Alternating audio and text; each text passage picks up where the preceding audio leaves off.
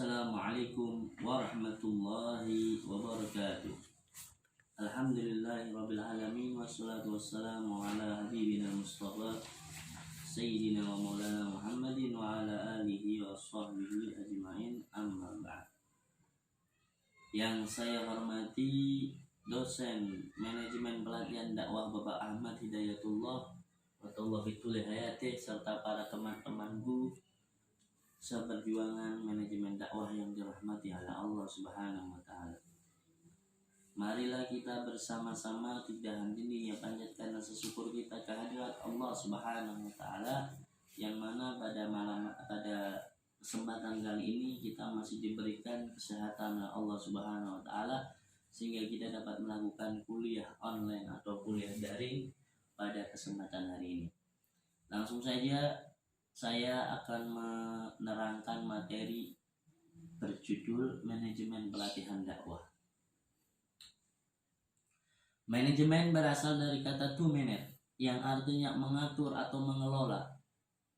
Pengaturan dilakukan melalui suatu proses dan diatur berdasarkan urutan dari fungsi-fungsi manajemen.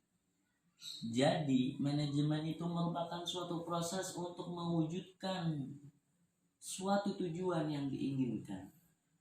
Menurut Melayu SP Hasibuan, manajemen adalah suatu ilmu atau seni mengatur proses pemanfaatan sumber daya manusia dan sumber-sumber lainnya secara efektif dan efisien untuk mencapai tujuan yang telah ditentukan. Dalam bahasa Arab, manajemen diartikan sebagai an-nizam atau at-tanzim, yang merupakan sesuatu tempat untuk menyimpan segala sesuatu dan penempatan segala sesuatu pada tempatnya. Pengertian tersebut dalam skala aktivitas juga dapat diartikan sebagai aktivitas menertibkan, mengatur, dan berpikir yang dilakukan oleh seseorang sehingga ia mampu mengemukakan, menata, dan merapikan segala sesuatu yang ada di sekitarnya, mengetahui prinsip-prinsip serta menjadikan hidup selaras dan serasi dengan yang lainnya. Jadi yang dimaksud dengan manajemen adalah suatu proses perencanaan, pengorganisasian, pelaksanaan dan pengawasan usaha-usaha para anggota organisasi dan penggunaan sumber daya organisasi lainnya agar mencapai tujuan organisasi yang telah ditetapkan. Fungsi-fungsi manajemen ada 4. Yang pertama ada planning, perencanaan, kedua organizing atau organisasi, yang ketiga actuating atau pelaksanaan, dan yang keempat ada controlling atau pengawasan. Masuk ke pengertian pelatihan dakwah. Secara umum, pelatihan dakwah bisa juga dikaitkan sebagai suatu proses pengembangan sumber daya manusia yang di dalamnya berada ruang lingkup lembaga dakwah yang senantiasa berorientasi melalui pendekatan diri kepada Allah Subhanahu wa taala, di mana ada beberapa poin yang penting yang harus diperhatikan dalam menyiapkan tenaga dakwah atau seorang dai, yaitu yang pertama meningkatkan kualitas iman dan takwa kita kepada Allah Subhanahu wa taala. Yang kedua meningkatkan kualitas fikir atau ilmu. Yang ketiga meningkatkan suatu peningkatan kualitas kerja. Menurut Robinson, pelatihan dakwah merupakan alat untuk memperbaiki penampilan kemampuan dai atau organisasi dakwah dengan harapan memperbaiki performa organisasi dakwah.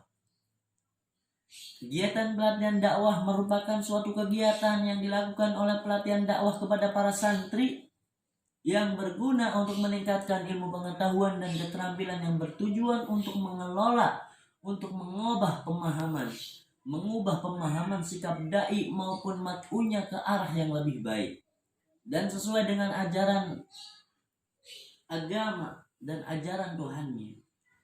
Dalam kaitannya dengan istilah manajemen, kegiatan pelatihan dakwah adalah sebuah kegiatan yang berupa pelatihan-pelatihan yang diberikan kepada peserta didik agar setelah memperoleh pelatihan tersebut peserta didik mampu mengembangkan, mengekspresikan dan mengaplikasikan keterampilan tersebut dalam kehidupan masyarakat sehari-hari.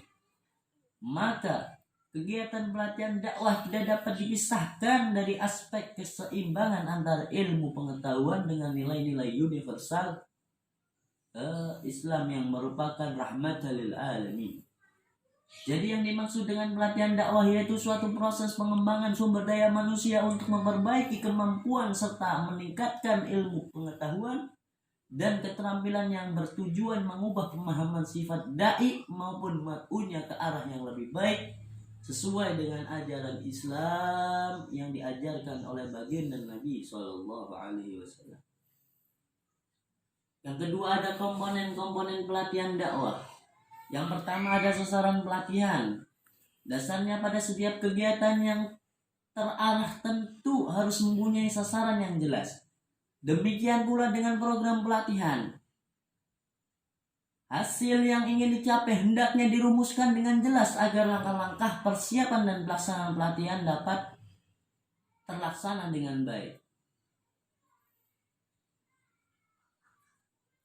Di dalam ayat-ayat Al-Quran yang berdasar tentang wajibnya pelaksanaan pelatihan dakwah bagi setiap muslim sebagaimana firman Allah Subhanahu wa taala dalam Quran surat At-Tahrim ayat yang ke-6, surat Yasin ayat 17 menerangkan sebagai berikut yang artinya, hai orang-orang yang beriman, peliharalah dirimu dan keluargamu dari api neraka yang bahaya, yang bahan bakarnya adalah manusia dan batu.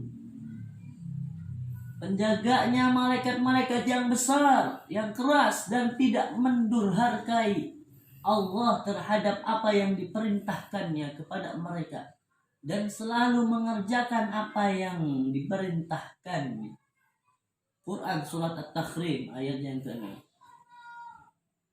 Di dalam Quran surat Yasin Allah Subhanahu wa taala berfirman, a'udzubillahi minasyaitonir rajim. Bismillahirrahmanirrahim. Wa ma 'alaina illal balaghul mubin. Yang artinya, dan kewajiban kami tidak lain hanyalah menyampaikan perintah Allah dengan jelas. Quran surat Yasin ayat yang ke-17. Demikian dengan kegiatan pelatihan pada dasarnya dilaksanakan untuk menghasilkan perubahan tingkah laku dari orang-orang yang mengikuti pelatihan. Perubahan tingkah laku yang dimaksud di sini adalah mengubah suatu akhlak dan adab seorang yang tidak tahu menjadi tahu. Jadi seperti itu tugasnya seorang dakwah. Yang kedua, proses pelatihan dalam pelatihan dakwah. Kegiatan ini diawali dengan penjelasan program pelatihan oleh manajer pelatihan dengan tujuan mengubah orang-orang yang tidak tahu menjadi tahu.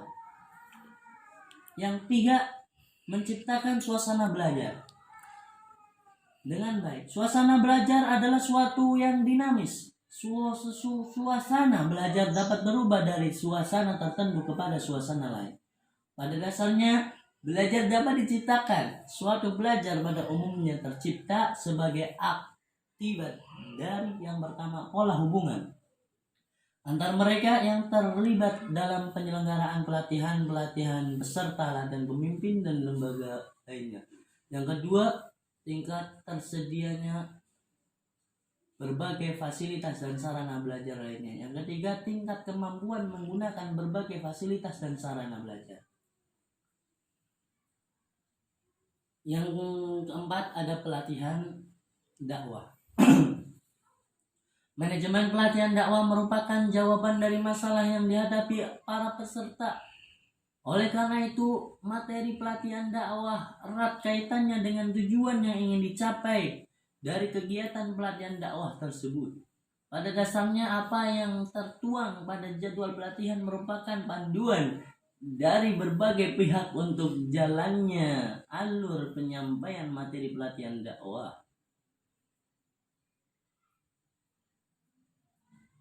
Adapun media pelatihan dakwah.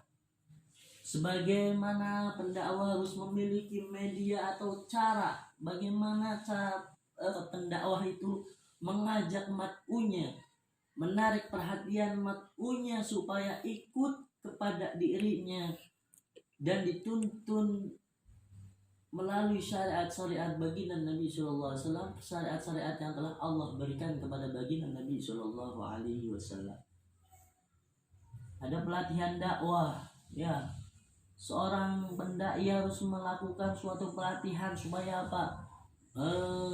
Membuat mental, mengasah mental seorang pendai tersebut supaya mampu menyampaikan apa yang pendai tersebut punya ilmu disampaikan kepada mat'unya dengan baik. Ada metode pelatihan dakwah dan lain sebagainya. Ada pelatihan dakwah efektif. Ada tujuan ada tadi pelatihan dakwah efektif. Mungkin itu saja materi pada hari ini, semoga bisa bermanfaat. Kurang lebihnya mohon maaf yang bisa Al-Fakir sampaikan. Wallahul muwaffiq ila aqwamit thoriq. Assalamualaikum warahmatullahi wabarakatuh.